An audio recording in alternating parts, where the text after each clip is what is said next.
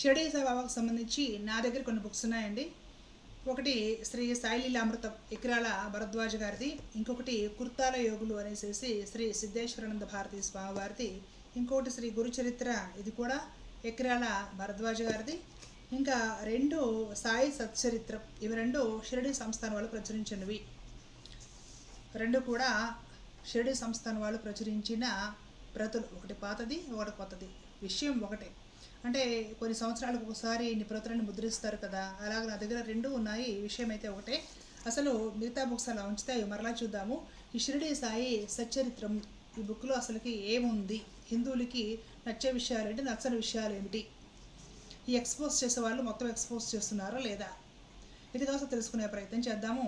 దానికంటే ముందు ఒక చిన్న విషయాన్ని క్లారిటీ ఇచ్చి ఈ బుక్ స్టార్ట్ చేస్తానండి. ఇప్పుడు ఈ షిరిడి సాయిబాబాకి వ్యతిరేకంగా పోరాటం చేస్తున్న బెగ్గర్స్ ఉన్నారు కదా, ఈ బెగ్గర్స్ పోరాటం ఎప్పుడు ఉధృతం చేశారంటే వీళ్ళ మీద కేసులు అయ్యాయి. అప్పుడెప్పుడో లైట్గా వీడియోస్ చేస్తే దాని మీద కేసులు అయ్యాయి కదా. కేసులు అయ్యాక మా మీద కేసులు పెడతారా అని ఈగో హర్ట్ అయ్యి విపరీతంగా వీడియోలు చేస్తున్నారు. పరిరక్షణ కోసం అనుకున్నారు, కానే కాదు. వాళ్ళ మీద కేసులు అయ్యాయి. బాగా ఇంకా ఎక్కువ గొడవ చేసేసి సమాజంలో శాంతి లేకుండా చేసి ఆ తర్వాత ఏదో విషయం అడ్జస్ట్ చేసుకొని కాంప్రమైజ్ అయిపోయి సైలెంట్గా ఊరుకుంటారు అనమాట. అంతకుమించి వీళ్ళు చేసేది ఏమీ లేదు. ఇంతకుముందు ఇలాంటి వీళ్ళు చాలా చేశారు. సరే, ఈ ఎవరి మీద కేసులు పడ్డాయో వీళ్ళలో ఒక బెగ్గర్ ఈ మధ్య ఏదో ఒక వీడియోలో మాట్లాడుతూ అంటాడు కదా, మొన్నటి వరకు ఒక గురువింద కూడా పుంకాలుగా సాయిబాబా మీద వీడియోలు చేసి ఇప్పుడు వాళ్ళు వీళ్ళు కలిసిపోయారు అంటున్నాడు అనమాట. ఈ బెగ్గర్ గాడికి తెలియాల్సిన విషయము, గతం కాస్త గుర్తు చేసుకోవాల్సిన విషయం ఏంటంటే, ఈ బెగ్గరు ఇంకొక బెగ్గర్ క్రిస్టియానిటీ మీద ఫైట్ చేస్తున్నాము అని ఆరంభంలో తెగ కొట్టుకున్నారు. వీళ్ళే ఎంత దారుణంగా కొట్టుకున్నారో తెలుసా? కులం పేరుతోటి, వీడిది కులము వాడిది ఆ కులము అని కులం పేరుతో కొట్టుకున్నారు. ఆ తర్వాత చదువు పేరుతో కొట్టుకున్నారు. ఒరే నువ్వు 10th క్లాసేరా, నీకు తెలియదురా అని వీడియోలు కూడా ఉన్నాయి, ఇప్పటికి కూడా ఉన్నాయి. అందరితో ఆగల, నీవు పలానా పాస్టర్ మీద వెళ్ళేసేసి డిబేట్ చేసి గెలిచి నీకు పేరు వస్తే నేను తట్టుకోలేను అనేసి వీడి పోయి వాడి మీద దాడి చేయడం. వాడేమో ఆశ్రమంలోకి పోయి దాంకొని నా మీద పలానా వాడు తాచుపాము లాంటి వాడు, కట్లపాము లాంటి వాడు, ఒళ్ళంతా విషమే వాడికి, నా మీద దాడి చేయడానికి వచ్చాడు, దాడి చేయడానికి ఆశ్రమం మీదకి వచ్చాడు అనేసి గంటలు పచ్చి తిట్లు బూతులు తిడుతూ వాడు అసలు నమ్మొద్దు, వాడు ఒక తాచుపాము అనేసి లైవ్లో మాట్లాడిన వీడియోలు ఇప్పటికి కూడా ఉన్నాయి. వీళ్ళు రిమూవ్ చేశారు, కానీ డౌన్లోడ్ చేసుకునే వాళ్ళు డౌన్లోడ్ చేసుకొని వాట్సాప్ గ్రూపుల్లోనూ టెలిగ్రామ్ గ్రూపుల్లో పెట్టుకుంటారు కదండి. అలాగా వీళ్ళు నేనంటే నేను గొప్ప అనేసి ఆధిపత్య పోరు యూట్యూబ్లోకి వచ్చిన కొత్తలు, సోషల్ మీడియాకి వచ్చిన కొత్తలు తెగ తిట్టుకొని ఆ తర్వాత ఈ మధ్య జస్ట్ కొన్ని ఇయర్స్ క్రితం, ఒక 3 ఏళ్ల క్రితం అనుకుంటా, బాబామరుదుల్లా కలిసిపోయారు. కారణం ఏం లేదు, దొంగలు ఊర్లు పంచుకున్నట్లుగా వీళ్ళు ఫండ్ పంచుకోవాలి. కొట్టుకుంటే ఏమొస్తుంది, బాగా కలిసి ఉండి ఇంకా ఇతరత్ర ఛానల్స్ని కూడా కలుపుకొని మన మాట వినేలా చేసుకొని సోషల్ మీడియా ప్లాట్ఫామ్ కబ్జా చేసి దందాలు చేద్దాం, వచ్చిన సొమ్ము అంటే ఫండు ఈ కలెక్షన్స్ బాగా పంచుకుందాం అని ప్లాన్ చేసుకొని నిన్నటి వరకు తెగ తిట్టుకొని ఒకళ్ళ మీద ఒకళ్ళు దాడులు చేసుకొని పచ్చి బూతులు తిట్టుకొని ఇప్పుడు కలిసిపోయారు. ఈ గతము ఈ బెగ్గర గుర్తుపెట్టుకోవాలి. ఇంకొకళ్ళనే ముందు వీళ్ళు కలిసిపోవడంలో ఇంకొక మతలబు కూడా ఉంది. ఇప్పుడు వీళ్ళలో ఎవడన్నా తప్పు చేశాడు అనుకోండి, ఎవడనో బెదిరించి వ్యాపారిని డబ్బులు దండుకోవడానికి ప్రయత్నం చేసి బ్లాక్మెయిల్ చేసి పోలీసులు పట్టుకెళ్ళి ఈడ్చుకెళ్ళి లోపలేసి ఇంత జరిగినా సరే వీళ్ళు కలుపుకున్న ఇతరత్ర ఛానల్స్ ఉంటాయి కదా, నాతో సహా అప్పట్లో, ఇంక మేమందరము వీడియోలు వదలాలన్నమాట. ఏం కాదు అంతా రాంగు, అవతల పడదు తప్పు, వీడియోస్ వద్దకు వస్తా అని వీడియోలు చేయాలన్నమాట. అట్లాగా కొంత చేసిన తప్పు కవర్ అయిపోద్ది, జనాలు భ్రమలో పడి నిజమే కాబోలు అనుకొని మళ్ళీ ఇటువైపే ఉంటారు. అలాగా అన్ని రకాల స్వలాభాల కోసము వీళ్ళందరూ దొంగలు కలిసిపోయారు. కానీ ఈ బెగ్గర్స్ పత్తి విత్తనాలు అయితే కాదు. ఈ గతం గుర్తు తెచ్చుకోకుండా వీళ్ళలో ఒక బెగ్గర్ మొన్న నేను ఎవరితోటే కలిసిపోయారనేసి డైరెక్ట్గా మాట్లాడుతున్నాడు. నేను మీలాగా డబ్బుల కోసము, అడుక్కు తినడం కోసం, బ్లాక్మెయిల్ చేసి బెదిరించడం కోసము, ఫండ్ కోసము, ముష్టి ఎత్తుకోవడం కోసము ఎవరితోటి కలవను. నిజమే, కేసు గురించి సాయిబాబా తాలూకా వాళ్ళకి ఫోన్ చేసి మాట్లాడింది నిజమే, నా ఆన్సర్ తీసుకున్నది నిజమే. ఆ తర్వాత నేను కాస్త సాయి భక్తులకి, గుర్తుపెట్టుకోండి, సామాజికపరమైన అవగాహన కోసం సాయి భక్తులకి సపోర్ట్గా నిలబడినప్పుడు సాయి భక్తులు కూడా నాకు ఫోన్లు చేస్తున్నారు, నిజము. అయితే ఏంటి, ఇప్పుడు పెద్ద ఆయన ఆర్ఎస్ఎస్ చీఫ్ మోహన్ భగవత్ గారు ఎందుకు చెప్తారంటే ఒక మాట, హిందుత్వంలో ఎన్ని రకాలు ఉన్నా సరే వాటిలో ఏదైనా బాగలేనివి మనము వాటిని సరి చేసుకుందాం, సెట్ చేసుకుందాం, కానీ కలిసిమెలిసి ఉండాలి హిందువులు ఐక్యంగా అనే ఉద్దేశంతో కూడా అంత పెద్ద వయసు ఉన్నాయని చెప్పేటప్పుడు మనం వినాలా లేదా? అబ్బాయి ఆర్ఎస్ఎస్ చీఫ్తో చెప్పించండి అంటారు, ఆయన చెప్పినా కూడా వీళ్ళు వినరనమాట. అంటే సమైక్యత అనే పేరు బయటకు చూపించి చీలికలు చేస్తారనమాట. కొద్ది రోజులు వైష్ణవులు మంచివాళ్ళు కాదని వీళ్ళే వీడియోలు చేపించారు. ఇప్పుడు ఈ సాయి భక్తులు మంచోడు కాదు, సాయిబాబా మంచోడు కాదని వీళ్ళే వీడియోలు చేస్తున్నారు. ఈ సమస్య కాస్త సెటిల్ అయిన తర్వాత, పరిష్కారం కాదు, సెట్ చేసుకుంటారు వీళ్ళే. కాస్త సెటిల్ అయిన తర్వాత ఆ తర్వాత ఇంకొక సాంప్రదాయం మీద పడిపోతారు అనమాట. ఇది హిందూ ఐక్యత అంటారా? ఈ ఉన్మాదులు బెగ్గర్లు ఆలోచించుకోవాలి. వీళ్ళకి ఆలోచన ఉండదు, కానీ ఈ బెగ్గర్లకు సపోర్ట్ చేసేవాళ్ళు అమాయకులు ఆలోచించుకోవాలి. సరే, ఇప్పటికీ ఆలస్యమైంది. ఈ పుస్తకం విషయానికి వస్తాను నేను. ఇది షిరిడి సాయి సచ్చరిత్రము, షిరిడి సంస్థానం వాళ్ళు ప్రచురించిన బుక్. ఈ పుస్తకం ప్రకారం షిరిడి సాయిబాబా అల్లా మాలిక్ అన్నాడా అంటే 100% అల్లా మాలిక్ అన్నాడు. ఎస్, 100%. మనకి పుస్తకం ఆరంభంలోనే కనబడుతుంది. అతని నాలిక మీద నిరంతరం అల్లా మాలిక్ అనే నామము నాట్యమాడుతూ ఉండేది. ఉంది, 100% ఉంది. ఇంకో విషయం కూడా ఇందులో ఉంది.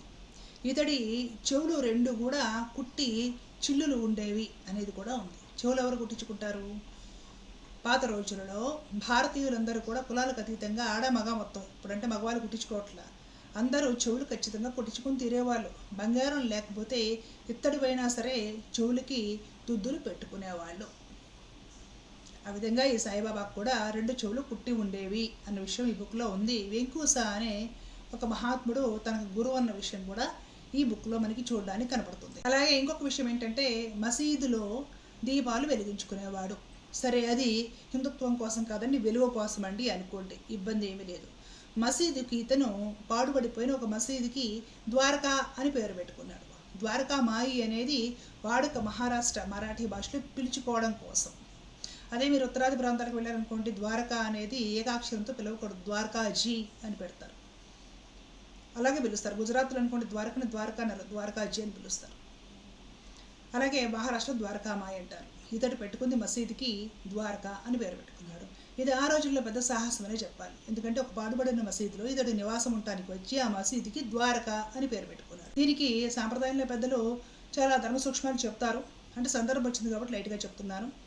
మనము ద్వారకా వెళ్ళామంటే గుజరాత్లో ద్వారకా ఆ ఆలయంలోకి వెళ్ళడానికి, ఊర్లోకి వెళ్ళడానికి వరుసగా 9 ద్వారాలు కనపడుతూ ఉంటాయి. దానికి పక్కన మొత్తం బైపాస్ రోడ్డు ఉంటుందన్నమాట. మన శరీరం అంతా కూడా ద్వారకాని పురమే. దీనికి నవరంధ్రాలు అనేవి కూడా దారులు. అలాగే ద్వారక మోక్షక్షేత్రం. పరమాత్మ బృందావనము, మధుర, గోకులం లాంటి ప్రాంతాలు ఉన్నది 10 సంవత్సరాలు చిన్న వయసులో. తర్వాత తన జీవితం అంతా కూడా గడిపింది, అలాగే అవతార పరిసమాప్తి చేసింది కూడా ద్వారకలోనే. ఇంకా పెద్దలు ఏం చెప్తారంటే ద్వారక అనే పేరు నోటితోటి ఉచ్చరించని, చెవులతో వినని భారతీయులు ఉండరు అనేసి పెద్దల వాక్కు. అలాంటి పరమ పవిత్రమైన మోక్షదాయక క్షేత్రమైన ద్వారక పేరు ఈ సాయిబాబా తన పాడుపడిపోయిన మసీదుకి పెట్టుకున్నాడు.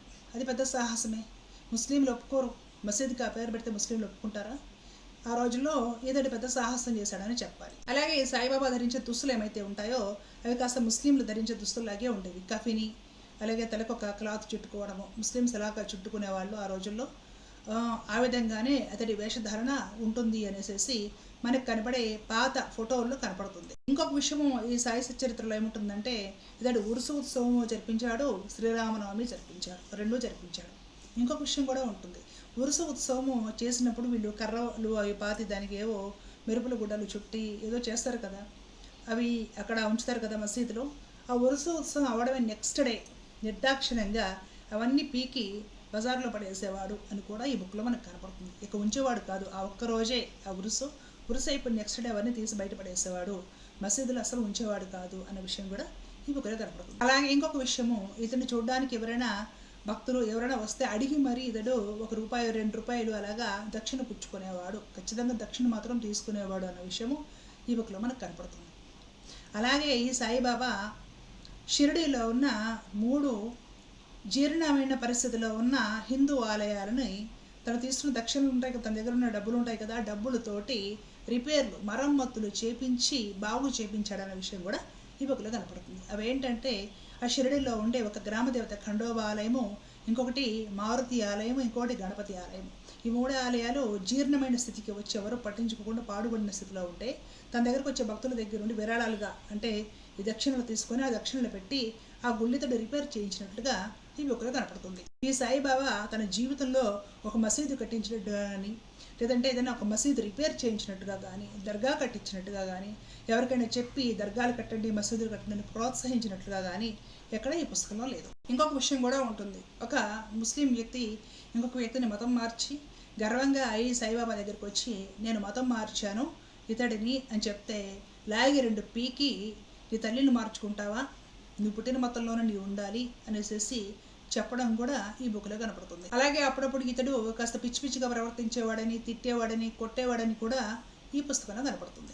ఇంకొక వ్యక్తికి విష్ణు సహస్రనామం పుస్తకం ఇచ్చి నేను చాలా ఆవేదనలో బాధలో ఉన్నప్పుడు ఈ విష్ణు సహస్రనామం బుక్ నా గుండెలు కాంచుకున్నాను, అప్పుడు నాకు ఆవేదన అంతా తీరిపోయింది, ఇది మామూలు పుస్తకం కాదు, చాలా మహత్తరమైనది, నీ ఆవేదన అంతా కూడా ఈ బుక్ తీర్చుతుంది, దీన్ని నీ దగ్గర పెట్టుకొని పారాయణం చేయి అనేసి చెప్పి విష్ణు సహస్రనామం ఇవ్వడం జరుగుతుంది. అది కూడా మనకి సాయి సచ్చరిత్రలో ఉంటుంది. ఇంకొక శిష్యుడు పాదాలు ఒత్తుతూ ఉన్నప్పుడు తద్విద్ది ప్రణిపాదైన ఇలాంటి భగవద్గీత కొన్ని శ్లోకాలకి ఇతడు తాత్పర్యం చెప్పినట్లుగా కాస్త దానికి ఇంకా మంచిగా అర్థమయ్యేలాగా క్లియర్గా అర్థం వివరించి చెప్పినట్లుగా కూడా మనకి ఈ బుక్లో ఉంటుంది. అలాగే ఒక హాజీ అంటే మక్కా మదీనా యాత్రలో చేసిన వ్యక్తిని చాలా గౌరవంగా చూస్తారు సమాజంలో. అతడు పోతూ పోతూ ఇతడికి సాయిబాబాకి సలాం చేసి వెళ్దామనేసి అక్కడికి వస్తే అతడిని సాయిబాబా లోపలికి రానివ్వలేదు, కలవడానికి ఇష్టపడలేదు. 2-3 రోజులు చూసేసి సరే నేను వెళ్ళిపోదాము, ఇతడు ఎలా కలవట్లేదు కదా అని ఈ సాయిబాబా బయటకు వచ్చినప్పుడు అప్పుడైనా సలాం చేసి వెళ్దాంలే అని వెయిట్ చేస్తాడు. సాయిబాబా బయటకు వస్తాడు. అప్పుడు ఇతడు సలాం చేసి వెళ్ళడానికి ప్రయత్నం చేస్తూ ఉంటే సాయిబాబా ఇతడిని తిడతారు, నీకు అహంకారం బాగా ఎక్కువగా ఉంది, నేను దాంగా మక్కా మదీనా యాత్రలు చేసి వచ్చాననేసి నీకు గర్వము, ముందు గర్వం తగ్గించుకో, అంత దూరం వెళ్ళి కూడా అది నీకు తగ్గలేదు, అందుకే నేను రానివ్వలేదు అనేసి చెప్పి నిర్దాక్షిణ్యంగా పంపించేస్తాడు. ఆ విషయం కూడా మనకి ఈ బుక్లో కనపడుతుంది. అలాగే ఈ సాయిబాబా మసీదు బయట శాకాహారం మాంసాహారము 2 కూడా వండేవాడు. ఈ బుక్ ప్రకారం అద్భుతంగా బిర్యానీ పలావు సాయిబాబా వండగలిగేవాడు, గొప్ప వంటలు చేయగలిగిన ప్రావీణ్యత ఉన్నవాడు అనేసి ఈ పుస్తకం ప్రకారం ఉంది. ఈతడే షాపుకు వెళ్ళి షిరిడీలో కొట్టుకు వెళ్ళి నాణ్యమైన మసాలా దినుసులు అలాగే మాంసము కూడా తీసుకొని వచ్చి ఒకవైపున పప్పు చారులో గోధుమ బిళ్ళలు వేసి, గోధుమ బిళ్ళలు అంటే గోధుమ రొట్టెలు కానీ ఏమైనా పప్పులో వేసేసి, గుజరాతీలో అయితే దాన్ని దాల్ తేపలా అంటారు, మరి మరాఠీలో ఏమంటారో నాకు తెలియదు, ఒకవైపున అలాంటివి వడ్డించేవాడు, ఒకవైపున చికెన్ బిర్యానీ కూడా చేయించేవాడు, తానే స్వయంగా తిండితో కలిపేవాడు, ఒక్కోసారి చేబిట్టి కూడా కలిపేవాడు అన్న విషయము ఈ బుక్లో ఉంది. ఇతడు మసీదులో అగ్ని మంట వెలిగించుకొని ఆ మంట దగ్గర ఒక చినిగిపోయిన కంబలి కప్పుకొని చలికి రాత్రంతా నిద్ర కూడా పోకుండా ధ్యానంలో ఉండేవాడు అన్న విషయం కూడా ఈ బుక్లోనే ఉంది. ఒక్కోసారి మలమూత్ర విసర్జన కూడా రాత్రి వేళ అక్కడే చేసేవాడు అన్న విషయం కూడా ఈ బుక్లో ఉంది. అది అగ్నిహోత్రం అనుకోండి, ధుని అనుకోండి, ఏమైనా అనుకోండి, ఇందులో ఉన్న విషయము దానికి ధుని అనే పేరు ఈ బుక్ ప్రకారంగా ఉంది. ఒక దంపతులకి అహ్మద్నగర్ నుండి సంతానం లేక ఈ సాయిబాబా దగ్గరికి వచ్చేస్తే అతడు ఏదో కొబ్బరికాయ ఆవిడ కొంగులో వేస్తాడు ప్రసాదంగా, అమ్మ తీసుకుని పెడుతుంది. తర్వాత సంవత్సరానికో ఏమో ఒక కొడుకు పుడతాడు. వాళ్ళు ఆ కొడుకుని తీసుకుని మళ్ళీ సాయిబాబా దగ్గరికి వచ్చినప్పుడు ఆ పిల్లవాడికి సాయిబాబా ఆశీస్సులు అందించేసి మురళీధరుడు అని నామకరణం చేయడం జరుగుతుంది. అది కూడా ఈ బుక్లో ఉంది. ఆ తర్వాత ఒక బూటి అనే ఒక డబ్బున్న వ్యక్తి ఈ షిరిడీలో ఒక కృష్ణ మందిరం మురళీధరుడికి ఆలయం కట్టించాలి అనుకున్న ఆ విషయం ఈ బాబాకు చెప్తే ఇతడు ఆలయం వద్దు, మసీదు కట్టు, లేకపోతే ఇంకేదైనా కట్టు అని మాత్రం అనడం, కట్టమనే చెప్తాడు ఈ పుస్తకం ప్రకారంగా. ఈ బుక్ ప్రకారంగా ఈ షిరిడీ సాయిబాబా ఈ మక్కా మదీనా యాత్రలు చేసినట్లుగా కానీ, రకరకాల సమాధులు లేదంటే ఇవన్నీ దర్శించినట్లుగా కానీ, లేకపోతే వాటికి రిపేర్లు అవన్నీ చేయించినట్లుగా కానీ, లేకపోతే దగ్గరకు వచ్చిన భక్తుల్ని మసీదులు కట్టండి, దర్గాలు కట్టండి ప్రోత్సహించినట్లుగా కానీ ఎక్కడా మనకు కనపడదు. ఇలా ఓవరాల్గా ఈ బుక్ చూసుకుంటే ఏమవుతుందంటే సాయిబాబా అల్లా మాలిక్ అని నిరంతరం కలవరించేవాడు అనే విషయము ఈ బుక్లో ఉంది, స్పష్టంగా ఉంది. అలాగే సాయిబాబా చాలామంది హిందువులని వాళ్ళ పద్ధతిలోనే ఆదరించినట్లుగా, వాళ్ళ పద్ధతిలోనే ప్రోత్సహించినట్లుగా కూడా ఈ బుక్లో కనపడుతుంది. కానీ ఈ పుస్తకం మొత్తం మీద అత్యద్భుతంగా తీసుకోవాల్సిన సాక్ష్యం ఒకటి ఉంది. ఈ అద్భుతాలు, వింతలు, మాయలు, మహత్యాలు, చమత్కారాలు ఇవన్నీ అలా ఉంచండి, అవన్నీ కూడా నమ్మేవాళ్ళ నమ్మకము, దాని గురించి నేను ఇక్కడ మాట్లాడటం లేదు. ఈ పుస్తకంలో ఉన్న విషయాల ప్రకారం చూసుకుంటే ఈ బుక్ లాస్ట్లో మరణ వాంగ్మూలం ఏమిటి అనేది ఇక్కడ చాలా ఇంపార్టెంట్. ఒక వ్యక్తి ఎలా పుట్టాడు అనేది ఎప్పుడు ఇంపార్టెంట్ కాదండి, పుట్టుక మన చేతిలో లేదు. కానీ ఒక వ్యక్తి మరణించేటప్పుడు ఏం చేశాడు, ఎలా మరణించాడు అనేది మాత్రము చాలా చాలా చాలా ఇంపార్టెంట్. అది ఎవ్వరు కూడా బయటికి చెప్పే ప్రయత్నం చేయడం లేదు. ఎంతసేపు అల్లా మాలిక్ అన్నాడు, తొరకోడు, సాయిబు అని మాట్లాడుతున్నారు. ఇప్పుడు నేను చదివి వినిపించబోయేదానికి ఏం సమాధానం చెప్తారు? ఈ సాయిబాబా అనే వ్యక్తి శరీరం వదలడానికి ముందు త్వరలోనే దేహత్యాగము చేయనున్నామని తెలియగానే వారు వజే అను అతనిని పిలిచి రామ విజయము అను గ్రంథమును పారాయణ చేయమనిరి. అతడు వారములో గ్రంథము ఒకసారి పఠించను.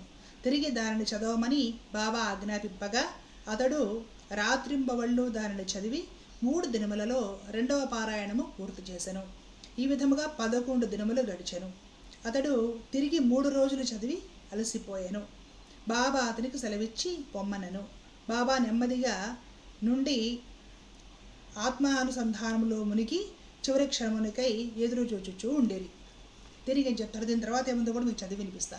ఈ సాయిబాబా అనే వ్యక్తి ఇక నేను శరీరం వదిలేస్తున్నాను, కొద్ది రోజుల్లో నాకు ఆరోగ్యం క్షీణిస్తుంది అన్న విషయం తెలిసిన తర్వాత వాజే అనే ఒక పండితుడిని పిలిపించుకుని రామ విజయము అంటే ఈ రామాయణం ఏదైతే ఉంటుందో మరాఠీ సంకలనం, దాన్ని ఇతడు పూర్తిగా వారం రోజుల్లో పూర్తయ్యే విధంగా చదివించుకొని శ్రవణం చేశాడు.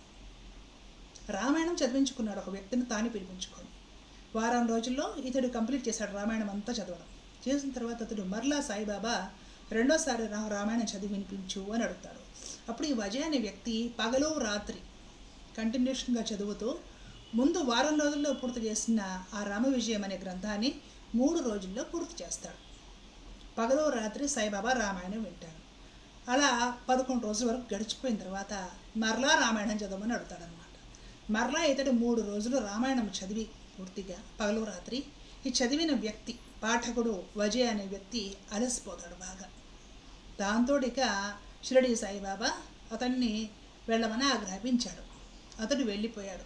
ఆ తర్వాత ఇతడు మౌనంగా ఉండి ఎవరితో మాట్లాడకుండా ఆత్మానుసంధానంలో మునిగిపోయాడు అనే విషయము ఈ పుస్తకం ప్రకారం ఉంది. ఒక వ్యక్తి తాను చనిపోయే ముందు చనిపోతున్నాను, నాకు మరణము సమీపించిందని తెలిసాక 3 సార్లు రామాయణం చదివించుకున్నాడు అంటే ఆ వ్యక్తిని సాయిబు, తొరకోడు, మతాలు మార్చాడు, ఝాన్సీ లక్ష్మీబాయి ప్రభుత్వంలో ఉండి ఆమెను చంపించాడు, ఎంతోమందిని చంపించాడు, ఇలాగ ఎలా మాట్లాడతారు, ఎలా పోస్టులు పెడతారు.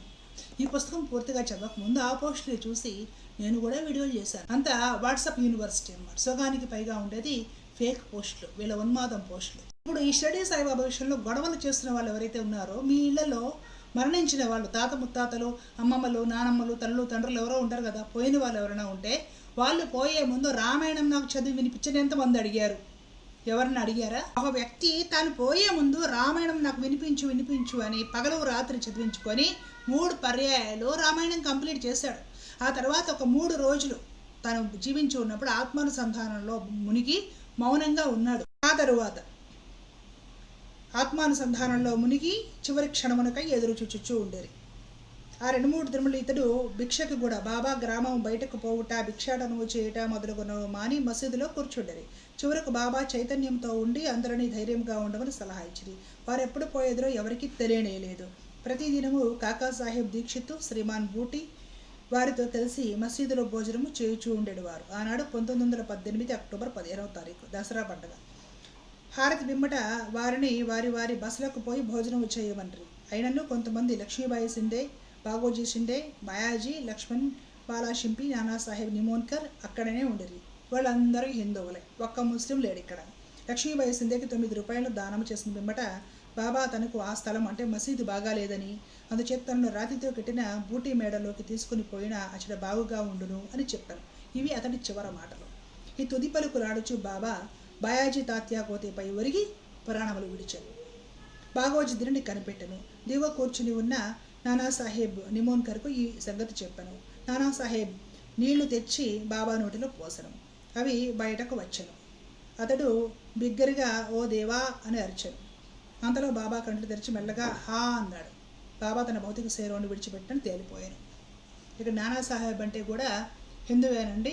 ముస్లిం కాదు. మహారాష్ట్రలో మరాఠీ వాళ్ళ పేర్ల పక్కన సాహెబ్ అని వస్తుంది. నానా సాహెబ్ నిమోన్కర్. నిమోన్కర్ అనేది ఇంటి పేరు, సర్నేమ్. సరే, ఆ తర్వాత పేజీలో ఏముంటుందంటే, పోయిన తర్వాత ఈ ముస్లింలు అప్పుడు వచ్చారు, అప్పుడు ఎంట్రీ ఇచ్చారు, అప్పటి వరకు లేరు, ఇక్కడ ఉన్న వాళ్ళందరూ హిందువులే. వచ్చి మా పద్ధతి ప్రకారం గోరీ కట్టాలి, ఆ విషయం కూడా ఇక్కడ రాసింది. బాబా శరీరమును ఎట్లు సమాధి చేయవలను అనే విషయం గొప్ప సమస్య ఆయను. కొందరు మహమ్మదీయులు బాబా శరీరమును ఆరు బయట సమాధి చేసి దానిపై గోరీ కట్టవలేడని. కుషాల్ చంద్ అమీర్ శక్కర్ కూడా ఈ అభిప్రాయమునే వెలిపుచ్చరి.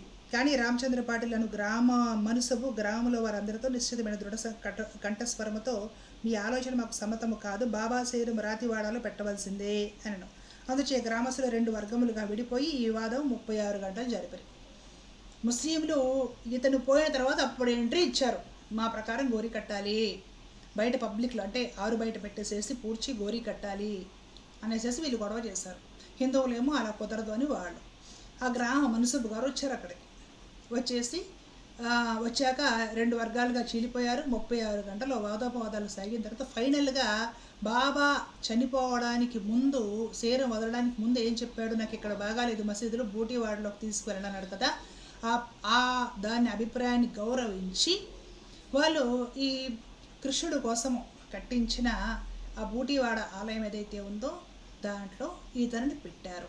పెట్టి ఏం చేశారు, అందరూ ఏకగ్రీవంగా బాబాను వాడాలో సమాధి చేయుటకు అంగీకరించిరి. బుధవారం సాయంకాలము బాబా శరీరమును ఉత్సవంతో వాడాకు తీసుకుని పోయిరి. మురళీధరుని కొరకు కట్టిన చోట శాస్త్రోక్తంగా సమాధి చేసిరి. యథార్థముగా బాబాయే మురళీధరుడు. సరే, ఇది వీళ్ళ అభిప్రాయం అనుకోండి. ఇక్కడ ఉన్న విషయం చెబుతున్నా.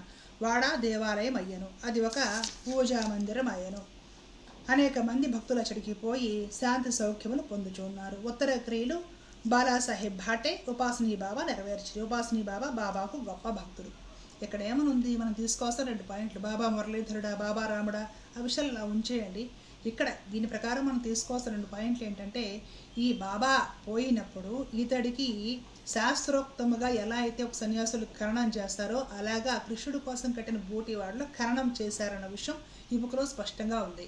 రెండవ విషయం ఏముంది, ఇతడికి శాస్త్రోక్తముగా అంత్యక్రియలు ఎవరు చేశారట, ఉత్తర క్రియలు బాలాసాహెబ్ బాటే ఉపాసనీ బాబా నెరవేర్చరి. ఉపాసనీ బాబా బాబాకి గొప్ప భక్తుడు అని రాస్తుంది. ఈ ఉపాసనీ బాబా వీళ్ళు మహారాష్ట్ర అవైదిక బ్రాహ్మణులు. ఉపాసనీ బాబా గారి చరిత్ర, ఆయన ఫోటోలు, ఆయన ఆశ్రమం మొత్తం మీకు ఒరిజినల్వి మీకు గూగుల్లో, సోషల్ మీడియాలో కనపడతాయి. సో ఇతడికి అంత్యక్రియలు చేసింది బ్రాహ్మణులు, ఉత్తర క్రియలు చేసింది బ్రాహ్మణులు. ఇతడిని సమాధి చేసింది, ఖననం చేసింది హిందూ వైదిక సాంప్రదాయం ప్రకారం చేశారని ఈ పుస్తకంలో ఉంది. ముస్లింలు వచ్చి గోరీ కట్టాల్సింది అన్నా కూడా వాళ్ళ మాట వినలేదన్న విషయం ఇక్కడ స్పష్టంగా ఉంది. ఈ వ్యక్తి పోయే ముందు 3 సార్లు కంప్లీట్గా రామాయణం అతని పిలిపించుకుని వాజే అనే వ్యక్తిని 3 సార్లు నిరంతరం పగలవ రాత్రి రిపీట్గా చదివించుకొని, చదివిన వ్యక్తి అలసిపోయాడట, చదవలేక 3 సార్లు 3 పారాయణలు అయిపోయాక అలసిపోతే ఇక పో అని పంపించి, ఆ తర్వాత 3 రోజులు బ్రతికాడు. ఆ 3 రోజులు మౌనంగా ఉండి ఆత్మానుసంధానంలో మునిగిపోయి ఉన్నాడు అని ఉంది.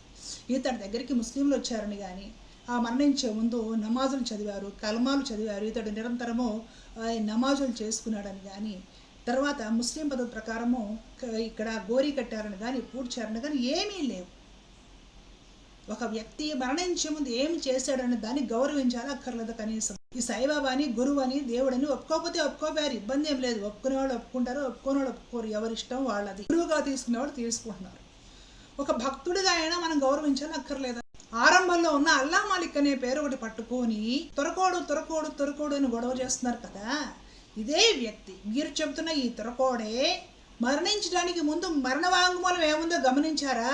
మీరు తొరకోడు అని గొడవ చేస్తున్న ఈ సాయిబాబా శరీరం వదలడానికి ముందు తాను శ్రద్ధగా పిలిపించి చదివించుకొని శ్రవణం చేసింది రామాయణం. అర్థమవుతోందా?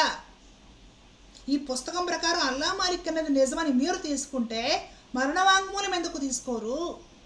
ఇతడు శ్రద్ధగా 3 సార్లు చదివించుకుంది రామాయణం మరణించడానికి ముందు, శరీరం వదలడానికి ముందు. ఎంతమంది హిందువులు మరణించే ముందు రామాయణాన్ని చదివించుకున్నారు చెప్పండి? శ్రద్ధ లేకుండానే చదివించుకుంటాడా? ఎంతో కొంత శ్రద్ధాభక్తులు ఉండాలి కదండి. రామాయణం పగలరాత్రి 3 సార్లు కంప్లీట్గా పారాయణం చేయించుకొని శ్రవణం చేసేది మరణించడానికి ముందు. ఒక్కసారి రామ అనుకుని రామనామం వినిపోయిన వాళ్ళకే మోక్షం కలుగుతుందంటారే, పోవడానికి ముందు 3 సార్లు రామాయణం పూర్తిగా చదివించుకొని ఆ తర్వాత పోయే వరకు, ఇంకా తర్వాత బ్రతుకున్న 2-3 రోజులు మౌనంలో ఉండి ఆత్మానుసంధానం చేసుకుంటూ ఉన్నాడు. ఆ చదివిందే ధ్యానించుకుంటూ ఉన్నాడు తప్ప ఇక్కడ నమాజులో చేయలేదు, కల్మాలో చదవలేదు, ముస్లింలు రాలేదు, వాళ్ళ పద్ధతి ప్రకారం పోడ్చునో లేదు, గోరి కట్టనో లేదు. కనీసము ఒక రామాయణం మరణించడానికి ముందు శ్రద్ధగా చదివించుకొని శరీరాన్ని విడిచేసిన వ్యక్తిని మనం ఒక భక్తుడిగా అయినా గౌరవించాలా అక్కర్లేదా? తప్పేంటి? ఏమి కబీర్ దాస్ ముస్లింల దగ్గర పెరగలేదా? నిరంతరము నిరాకారుడైన రాముడిని రామనామాన్ని ఆరాధించాడనేసి మనం చెప్పుకుంటున్నాం కదా.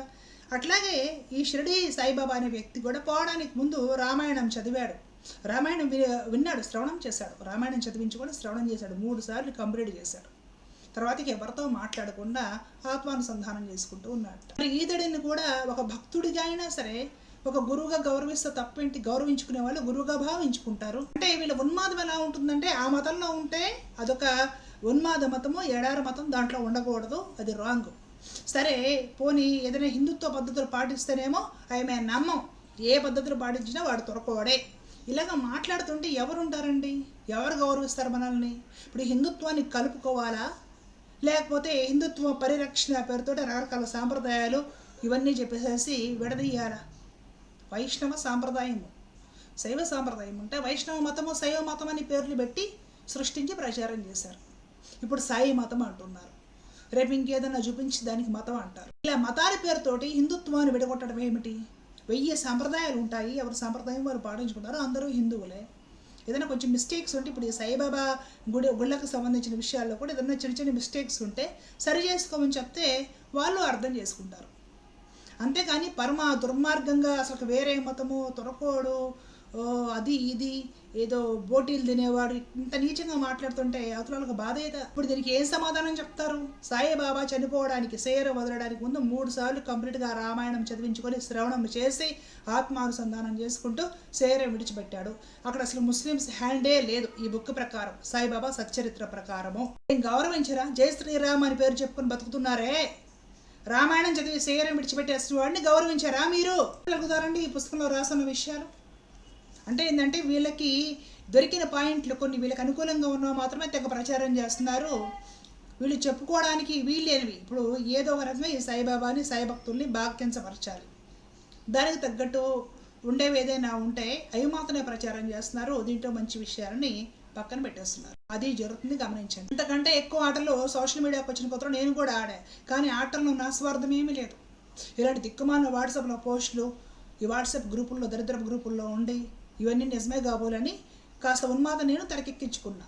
తర్వాత ఈ ఉన్మాదులు, ఈ బెగ్గర్లు ఎంత నాటకాల రాయిళ్ళో, వీళ్ళ వేషాలేంటి, కెమెరా వెనక, కెమెరా ముందు వీళ్ళు ఎలా ఉంటారు, ఇవన్నీ తర్వాత చూశాక కదా నాకు అర్థమైంది. భగవంతుడు నా కళ్ళు కాస్త తెరిపించేశాడు, తొందరగానే తెరిపించేశాడు. శరీరం వదలడానికి ముందు 3 సార్లు సంపూర్ణంగా రామాయణం చదివించుకొని శ్రవణం చేసిన సాయిబాబాని గొప్ప రామ భక్తుడిగా నేను గౌరవిస్తున్నాను. కాబట్టి సాయిబాబా పక్కన సాయిరామ్ అని పేరు పెడితే నొప్పెందుకు? మన పేర్లు పక్కన పెట్టుకోవడం లేదా? ఎవరైనా పెట్టుకోవచ్చు రాముడి పేరు, నిరాటంకంగా పిలిస్తే ఇంకా పుణ్యం వస్తుంది, పిలిచి పుణ్యం వస్తుంది, పిలుచుకొనివ్వండి. ఆ రాముడి పేరేంటి? మీకేమైనా రాసిచ్చాడా నేను మీ వాడిని మాత్రమే అని? రాముడు అందరూ వాడు.